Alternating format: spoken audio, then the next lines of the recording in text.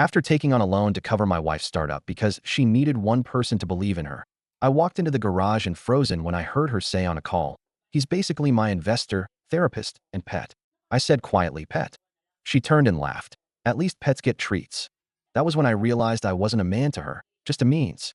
2 days ago, she left me a voicemail that said, "I never thought I'd be the kind of guy writing his life out on the internet like this. But here I am, sitting in my sister's cluttered guest room with a half-empty cup of cold coffee, typing out the kind of story that feels too damn strange to be real. And yet it is. Name's Jonas Keller. I'm 44. I fix computers, networks, and sometimes people's smart fridges when they decide to stop being smart. I used to think I had a good grip on life. Quiet, steady work, a roof over my head, and after my first divorce, a clean slate. Then I met Mira. She had one of those smiles that made you forget what you were saying mid-sentence. We met at a weekend farmer's market in Spokane. She had a booth with candles and fancy bath stuff, all labeled in that overly curated minimalist font, the kind that looks like it was picked from an Instagram story ad. "Hey," she said as I lingered by her table, sniffing a bar of something that smelled like lemon and rosemary. "You look like you could use a bath bomb." I chuckled. "You trying to tell me something?" She grinned. "Just saying, stress shows on your face. I have something for that." She was bold, confident, a little bit reckless, but in a way that made you want to jump in just to see where the ride would go. I was hooked. Before I knew it, we were going on late-night diner dates, talking about dreams and plans and how neither of us fit in with the boring 9-to-5 crowd. She talked about building her own business from scratch, creating a skincare empire that would disrupt the market, whatever that meant. I listened, nodded, encouraged her. I liked how she dreamed big. She liked how I didn't try to shrink her. Or so I thought. Fast forward a year, and we were married. Small ceremony. Just her best friend Bree, my sister Renee, and a justice of the peace in a park with a busted fountain. We moved into my place. It wasn't much, but it had a decent garage she could use as a workspace. She had shelves full of dried herbs, oils, molds, labels, packaging. She worked like a woman possessed. I respected it, admired it. When she came to me asking for help with funding her expansion, I barely blinked. "I just need one person to believe in me," she said one night, her fingers resting lightly on mine at the dinner table. "One person to say, 'Yes, you can do this.'" I nodded. "I believe in you." I took out a personal loan for $120,000. Let me say that again so it sinks in, $120,000. I told myself it was an investment, that when Glowhouse, her brand, took off, we'd look back at that moment and laugh about how scared we were, how we risked everything. What actually happened? I became her unpaid assistant. She needed me to build her website? Done. Handle her social media analytics? I figured it out. Inventory management? I made spreadsheets. I was the behind-the-scenes guy, and I didn't mind at first. But slowly, things started changing.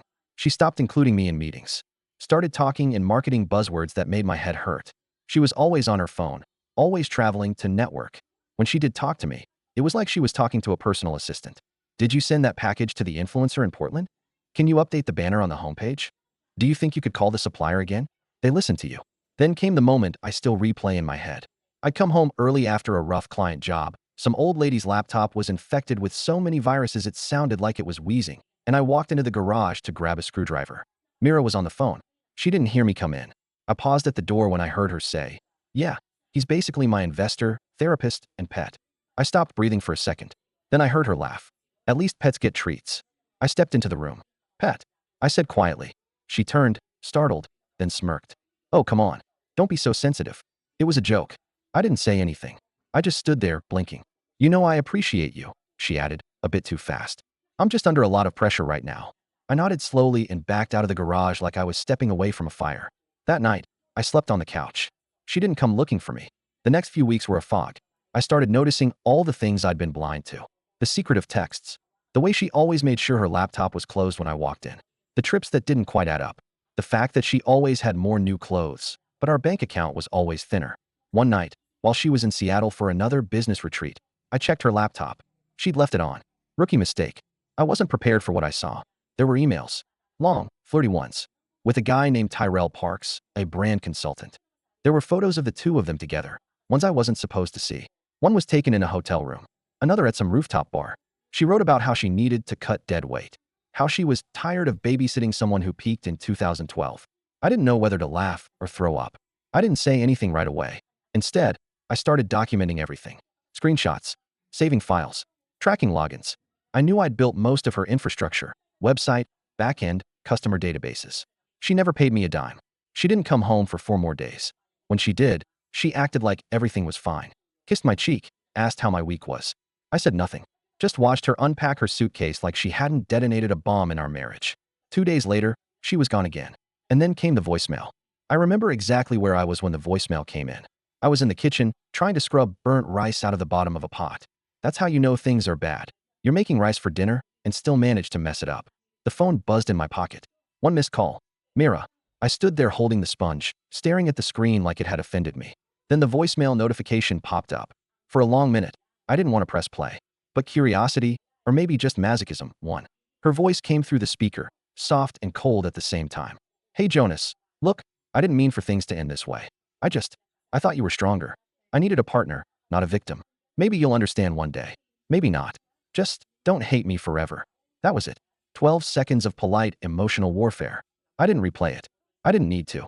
She thought I was weak, that I'd just take the hit, curl up, and maybe send her flowers after I finished licking my wounds. She underestimated me. Again, I went back to the laptop that night, logged into the systems she forgot I still had access to.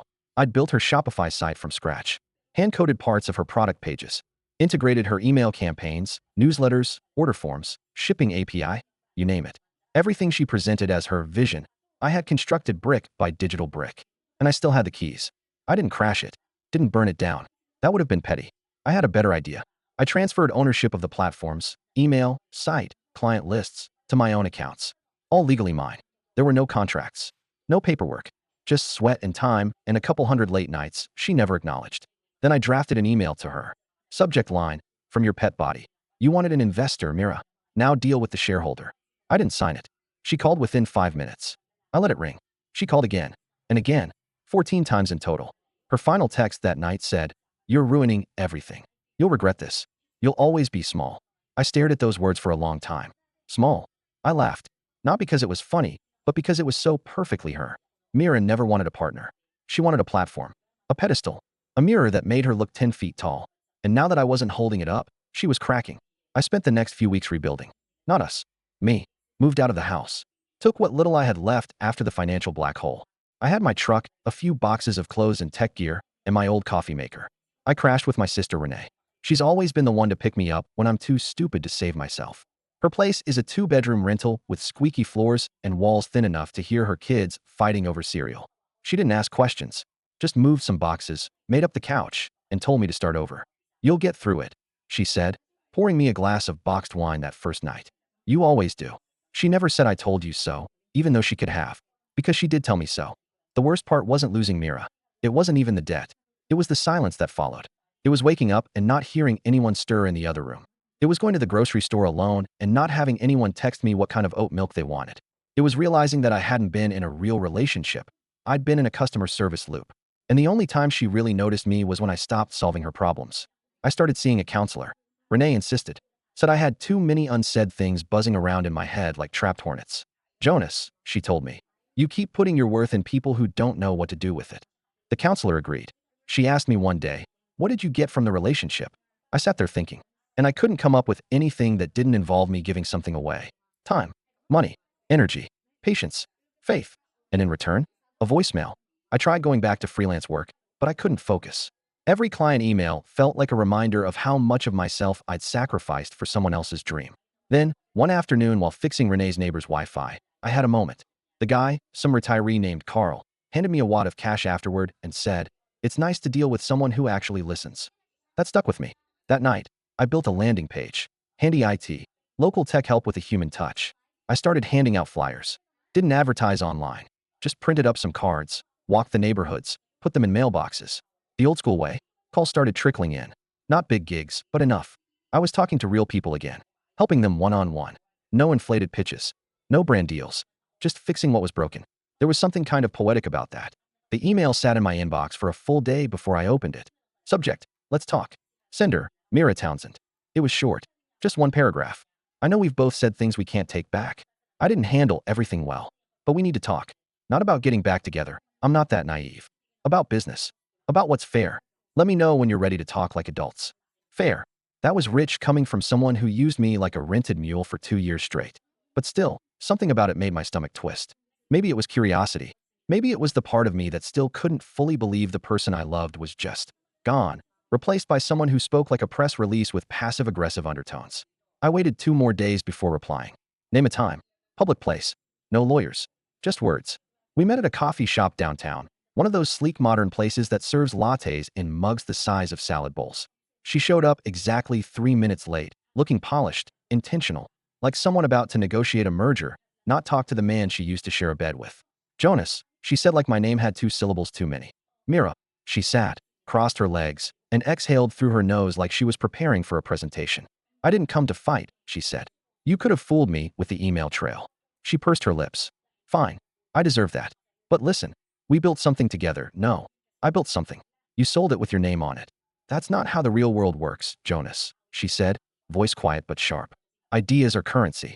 Branding. Relationships. All of that matters. You gave me tools, yes, but I created the message. I leaned forward. And the message was that I was your pet? Was that part of the brand too?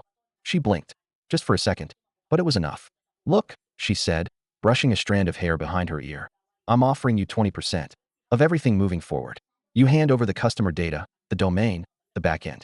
I move forward. You get a share. Clean break. I laughed. 20% of what? An Instagram following and some vanity orders from wellness bloggers? I've seen your margins.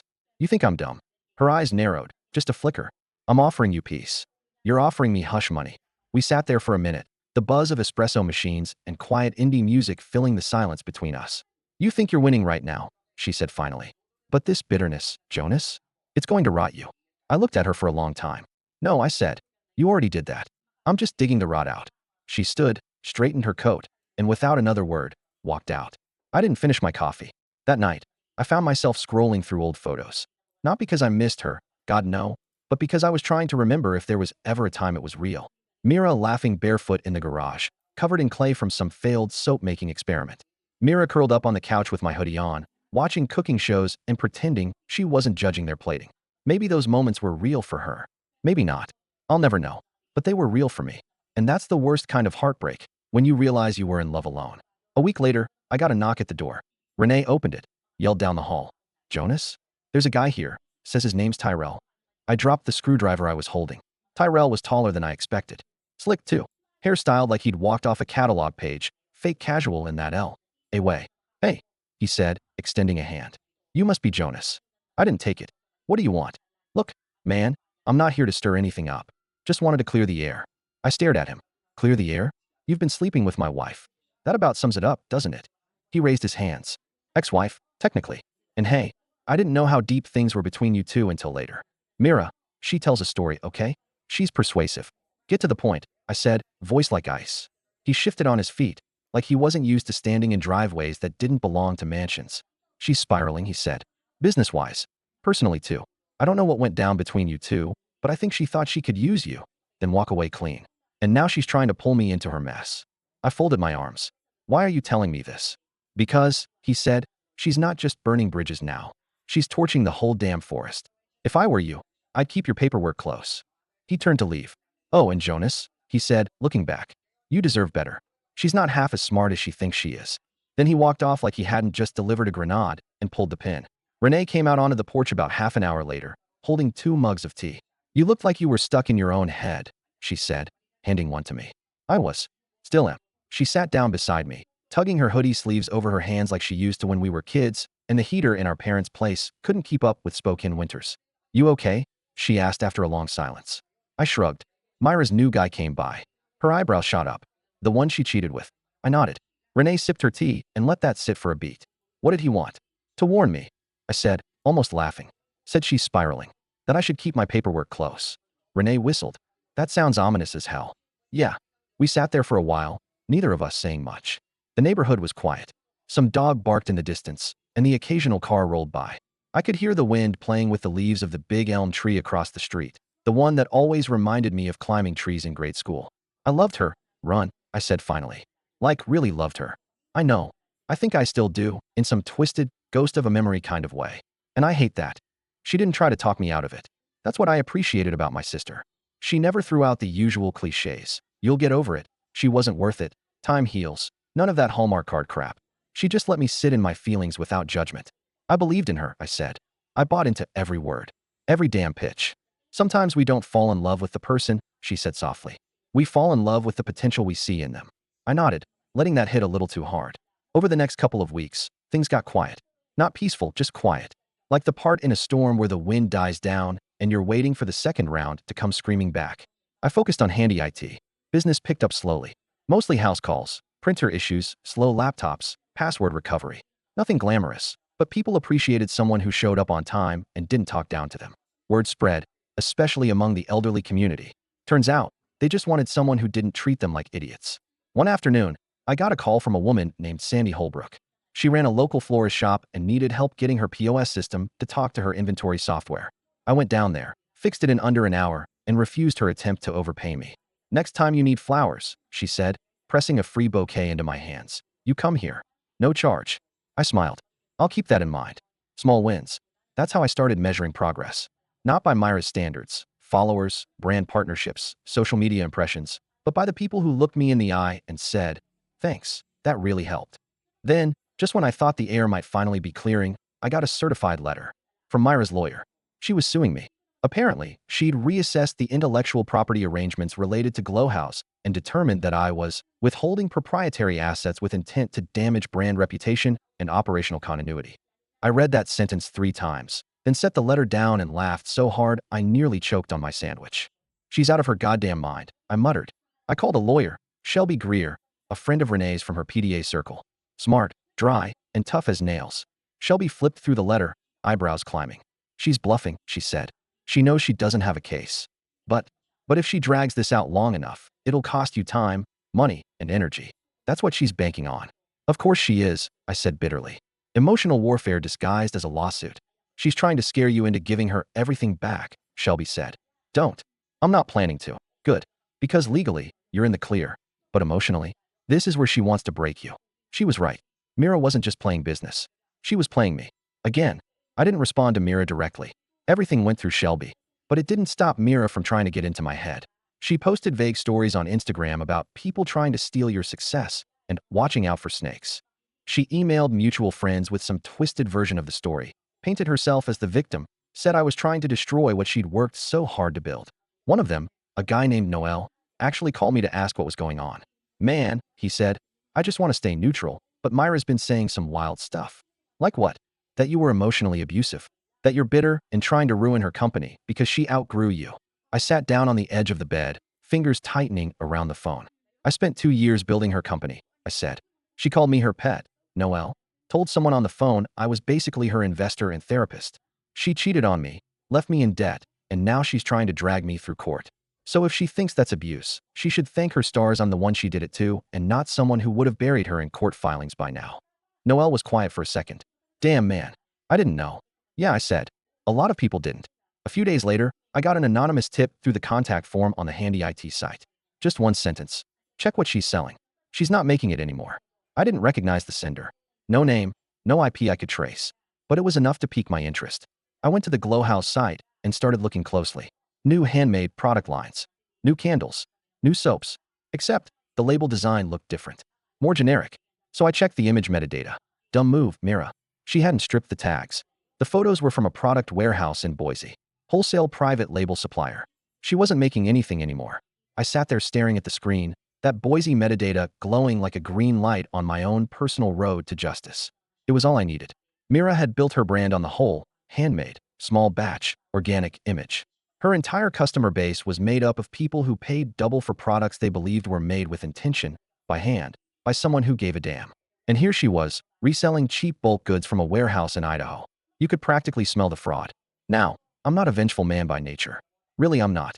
But there's a special kind of fury reserved for someone who not only breaks your heart and guts your bank account, but then has the audacity to lie to hundreds of customers just to keep the illusion going.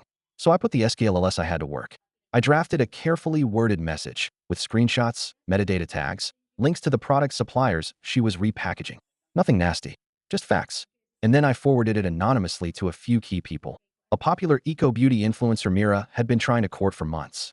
A blogger who specialized in exposing fake, handmade brands. And a consumer watchdog Twitter account with a nasty bite. I never signed my name. I didn't have to. It didn't take long. Within 48 hours, her Instagram comments were full of accusations. Wait, this isn't handmade. Is this really your formula, or are you just white labeling?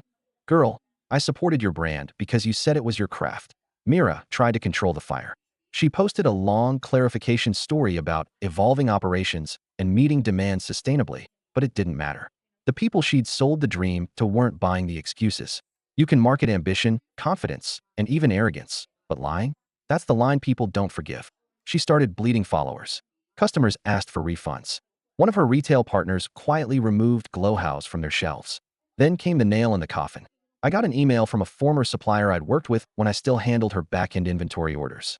He said Mira had been trying to get him to falsify artisan production certificates for the newer products. He refused, and he kept the email thread. I passed that along to the same blogger from before. That week, Glow House trended for all the wrong reasons.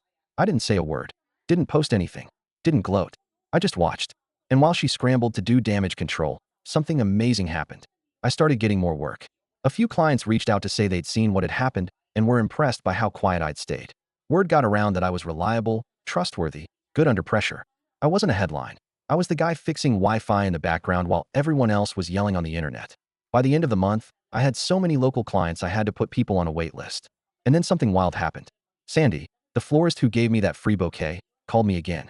"Hey, I've got someone here who wants to talk to you," she said. She runs a collective of small, women-owned businesses in the area. They're looking for someone to help modernize their systems. Someone who's got tech skills but doesn't talk down to them. I met with them the next day. 10 small business owners. All women. All had horror stories of hiring overpriced agencies or being ghosted by flaky freelancers. They asked me to come on as a consultant. Not just a one-time job, but as their go-to. I said yes. It was work I enjoyed. Work that mattered. And most importantly, it was on my terms. A couple weeks after everything imploded for her, Mira sent me one last email. Subject, closure. Jonas, I don't know what you did, or if you had anything to do with what happened, but it feels like you got what you wanted. Maybe I deserved it. Maybe I didn't. I still think about us sometimes. About what we could have been if things had been different. I hope you're doing well. And I read it once. Sat with it. Then I archived it. No reply. I didn't need to come back. I didn't need revenge in the cartoon villain sense. I got something better. I got my peace. I rebuilt my life. The debt from the loan? I paid it off slowly. Took 2 years, but I did it. Renee cried when I handed her an envelope with a check to repay her for letting me stay rent-free for 6 months. She wouldn't take it, so I donated the amount to her kid's school under her name. Myra's business never fully recovered. She still exists online in a much smaller capacity. Influencer types don't touch her anymore. The wellness world moved on. Last I heard, she was working part-time as a brand consultant again. Probably giving some other wide-eyed dreamer the same speech she once gave me. But I don't think about her much anymore. Not out of bitterness, but because I finally understand something I didn't back then. When someone shows you who they are, it's not your job to fix them, or believe in their potential, or light yourself on fire to keep their dream warm. It's your job to walk away and build something better for yourself, which is exactly what I did.